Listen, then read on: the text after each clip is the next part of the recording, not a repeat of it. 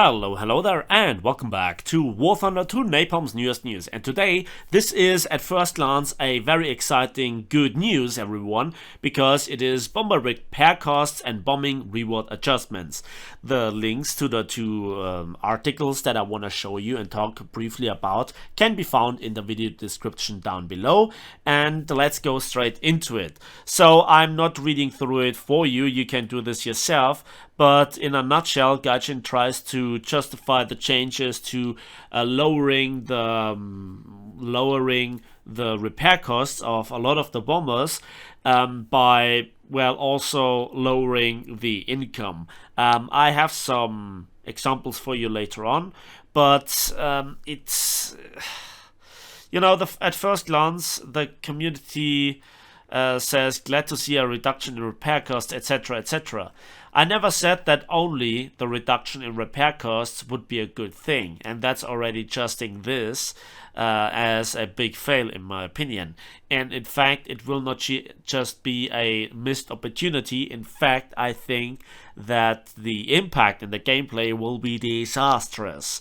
Let me call it out for you. If those changes don't get changed to a reasonable, bigger whole concept that makes sense and is done by somebody that understands the game, not necessarily me, of course, but, you know, somebody at Gaijin that actually plays their own game, then this has a chance. So this is the last stroke of hope. If you think that I'm very negative, watch out, because here it comes. So those are all the planes with the various different repair costs, the old ones, the new ones, and then the various different bomb loads, their old and new costs after the change in the beginning of October. And this is then the reward income. But already it looks like that this makes no sense whatsoever, because if you look at a very different amount of planes, such as the B-24 here, for example, yes, the reduction of the stock repair cost, mind you, goes down, and also then when it's fully upgraded goes down, but the plane never can have this bomb load when it's stock, because you have to grind through it, you have to unlock all the modules, and by buying them then the repair cost goes up, etc. And while for a plane below 10,000 civil line repair costs, this is not a huge impact. What is already the impact is here the reduction by the income for, I guess, a non-premium player. Well, it's halved. It's halved, you know, and that goes also for premium planes. And so I want to go through certain examples. For example, the B-29, and this looks very promising at first, from 51,000 civil lines to less than 13,000 civil lines. That is a long overdue, necessary, very welcome change for the normal player. For the troll, this is an opportunity to again bomb enemy bases into submission and just circ rush the enemy bombing points. But you do this with less income. But I guess the troll doesn't really care, okay? And this is less than half the income than previous. So the savings in this plane actually come from both the reduction of repair costs, because very often you don't make it to the bombing area, the average player that is, and here, well, if you then get a life from it, you still make somewhat of a profit even if you get shot down. So it kind of well, it's a plus minus game, okay? But let's just have a look at certain other examples. I'm just looking through them because I forgot to mark them, because, you know, I'm a professional YouTuber. And a little change here to the G8N1. Again, massive reduction by more than half in the repair costs. That's very welcome, but this bomber doesn't have a very good bomb load to begin with. And then, as you can see, the little bit of potential reward that you get for this plane is now again cut in half, or like cut in half. And so you need to do more than 2 bombing runs to make up for the repair costs. So you can see where this is going. This is again punishing free-to-play players, and this is punishing also a lot of the tech tree planes. But I have some more severe examples. Here, the Heinkel 177A5, from 37,000 civilian stock repair cost to less than 6,000. But with the maximum bomb load, which also gets cheaper, you have an income that is less than half. So we are getting away from this high risk, high reward style, and we're just dumbing down here the math. We're just playing around with numbers. But so far, this is good for this plane. I will talk about this in just a moment, why this is overall a bad thing. But here, this is where I have to really criticize Gaijin a lot. Because this is a premium plane, and it is performing very, very well. And it has, for a premium, very high repair costs. Yes, the repair costs go down, but not really extremely a lot. But that doesn't matter, because here with the big bomb load, previously you made like 20,000 civilians with bombing 2 bombing points. Now this is again halved. I just want to say and point this out because this is a premium plane that we all paid with real money for, that we use to not just grind the tech tree, but also make some quick civilians. Now that is gone. Let me just go here through the math. So instead of making 12,000 civilians if you die, and 20,000 if you don't, now it's 5,000 if you die, so less than half, and 10,000 if you don't. So that's a reduction of 50% or more on the income of a premium vehicle that you paid for. You know, when this plane came out, I said that this is before the nerf. That's actually the title of the thumbnail or the video, before the nerf. This was not what I had in mind, though. Okay, let's continue. Let's have a look at the British bombers, and let's have a look at the Lincoln. Yeah, it was very expensive, from 24 to less than 12,000. But again, a huge chunk ripped out of the income. That is 22,000 civilians less income. Okay, and I don't think that here the repair cost savings and the savings in the bomb load costs make really up for this. So yeah, then this problem. This is really where you kind of see a trend. 37,000 to 7,000. That's great for the Me-264. Not so good for the enemy team if that thing gets spammed out even more now. And the income, again, cut in less than half. But I really want to point out here another one. That's the P8. Barely any changes in repair costs, barely any changes in bomb load costs, but again, the potential reward cut in half. And the same goes for the better bombs here, for the 4-1000s. So less than half. Let's now have a look at the plane that, in my opinion, really kicked it off. And that is the TU4.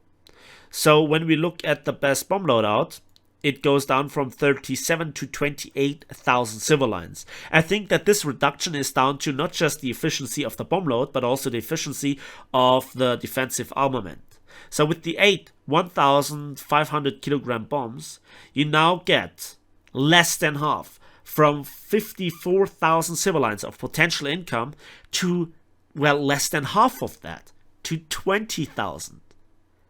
So even if you pull off a successful bombing run and make all your bombs count, and I guess you win the game, and you get shot down, you still lose 8,000 on a stock plane. So this plane is significantly more expensive than this, because fully upgraded, the repair costs are not 37,000, but 46,000 civilians. So the repair costs in the new patch will also exceed 30,000, 33,000 civilians, potentially. Yeah, something like this. So this will definitely eat up all the profit. And let's just come to a verdict, because as it is right now, for many bombers, it doesn't really change anything except for reducing your civil line income. Especially for a non-premium free-to-play player, this is a kick in the nuts. This is not addressing the actual problem of RRB being heavily neglected.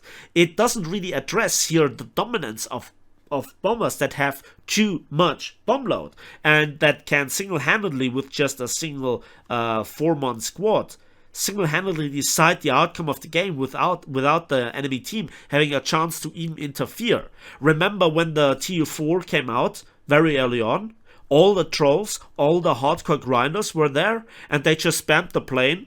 And a lot of the changes were not addressed, and the changes that were made more or less screwed over the other bombers, but not the TU4 initially. So those changes will lead to a massive increase in bomber spam, in the trolls now being able to afford trolling instead of focusing on a bigger package that can resolve all the problems. No, this is a bad change as it stands right now.